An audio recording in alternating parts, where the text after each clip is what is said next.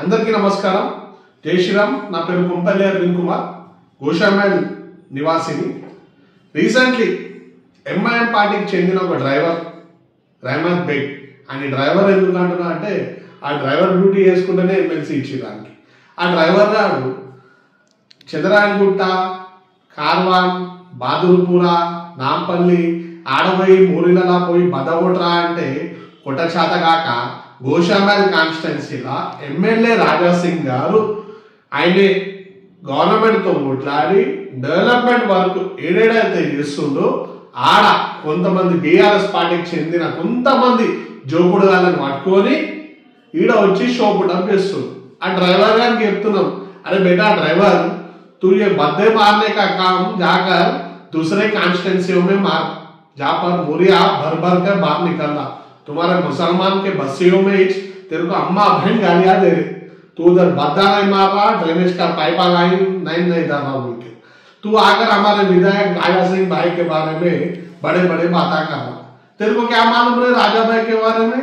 उन्हें डेवलपमेंट करा बोल के 3 बार उनको जिताया रही. अरे तू दलित बस्तियों में आकर हमारे दलित भाइयों के ऊपर दादागिरी दिखा रहा. हमारा विधायक राजा भाई उनके खुद के पैसे से दलित बस्तियों में वाशरूम बनाए.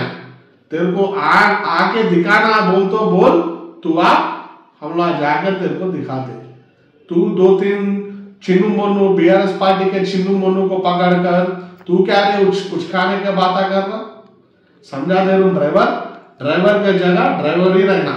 ज्यादा बात करे तो हम लोग भी बात करते. అట్లనే మన గోషామల్ ఉన్న కొంతమంది చిన్ను మునుగాలు ఎవరైతే ఎంఐఎం పార్టీ ఉందని జోక్కుండా తిరుగుతారో ఆ జోకుడు గాళ్ళకి బి చెప్తున్నాం, మీకు సిగ్గు శరం లజ్జ ఏమైనా ఉంటే ఎంఐఎం పార్టీ దర్వాజా గడిపూరు. ఎందుకంటే జూబ్లీ హిల్స్ కాన్స్టిట్యున్సీలా మీ టిఆర్ఎస్ పార్టీ కేటీఆర్ ని ఇష్టం ఉన్నట్టు తిట్టిర్రు. 10 ఏళ్ళు కేటీఆర్ ఏం పీకలే ఏం చేయలే అన్నట్టు ఇష్టం ఉన్నట్టు తిట్టిరాడు.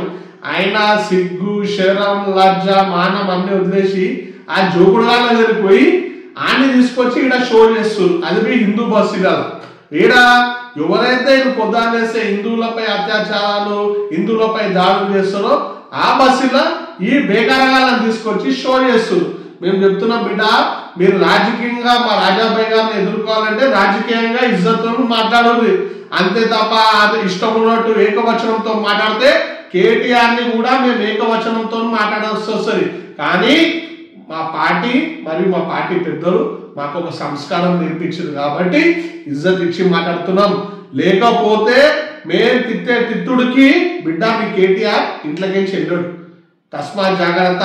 కొంతమంది బీఆర్ఎస్ నాయకులారా, ఎవరైతే మీ రాజకీయ పబ్బం కోసం ఎంఐఎం పార్టీ దగ్గర జూజు అని సలాంలు కొడుతుర్రో అవి బంద్ చేసుకొని డెవలప్మెంట్ పరంగా కలిసి వస్తే మా ఎమ్మెల్యే సాబ్ మిమ్మల్ని కలుపుకొని డెవలప్మెంట్ చేస్తాం.